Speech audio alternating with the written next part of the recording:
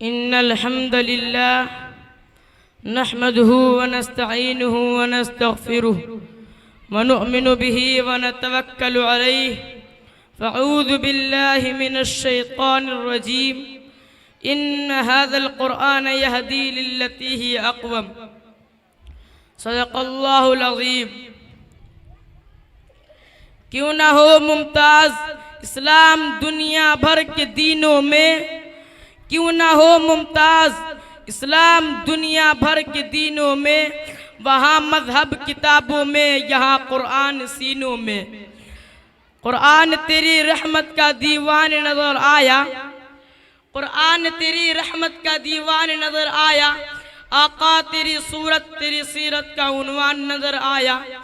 माज़ाग़ है आँखें तो वह शम्स है चेहरा, कुरान के चेहरे पर कुरान नज़र आया। मेरे वाजिबुल एहतराम हज़रात असातिज़ाए किराम व उलमाए किराम और मेरे मदरसा साथियों और मजमे में बैठे हुए नौजवान सरपरस्त हज़रात, अस्सलामु अलैकुम व रहमतुल्लाहि व बरकातुहू। आज मैं आपके सामने जिस मौजू पर लबकुशाई करना चाहता हूँ वो है अज़मत कुरान। कुरान मजीद वो अज़मत वाली किताब है जिसके अंदर किसी शक शुबा की गुंजाइश नहीं। कुरान मजीद वो अज़मत वाली किताब है जो हमारे लिए रहबर है। कुरान मजीद जिस ज़ात के तरफ से नाजिल हुआ वो ज़ात भी ऐसी ज़ात है, उस ज़ात के अलावा कोई इबादत के लायक नहीं, वो वहदहू ला शरीक लहू ज़ात है। कुरान मजीद जिस पैगम्बर पर उतरा वो ऐसा पैगम्बर है, तमाम अंबिया का सरदार है, जिनकी पूरी ज़िंदगी में पूरी इंसानियत के लिए ज़िंदगी गुजारने का नमूना मौजूद है। कुरान मजीद जो फरिश्ता लेकर आया वो फरिश्ता तमाम फरिश्तों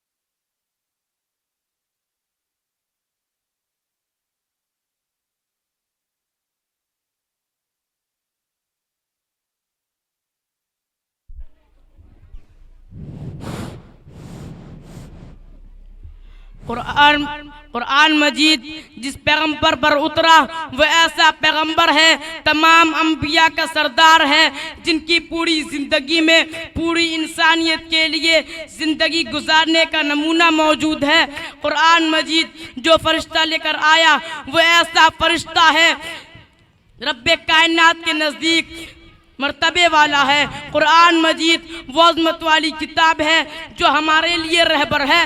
कुरान मजीद वो अज़मत वाली किताब है जो हक़ को बातिल के दरमियान फ़र्क करती है। फिर क्यों ना कहूँ या इलाही तू हमें आमिल कुरान कर दे, या इलाही तू हमें आमिल कुरान कर दे, फिर नए सिरे से मुसलमान को मुसलमान कर दे। सामिईन मुकर्रम, अब ज़रा सलाफ़ से कुरान मजीद की अज़मत मालूम करते हैं। किसी ने इमाम आज़म अबू हनीफा से पूछा, इमाम साहब आपने कुरान को कैसे पाया? उन्होंने कहा, मैं अब तक कुरान मस्जिद से हज़ारों मसाइल निकाल चुका हूँ, मगर अभी भी कुरान का माना पूरा नहीं हुआ।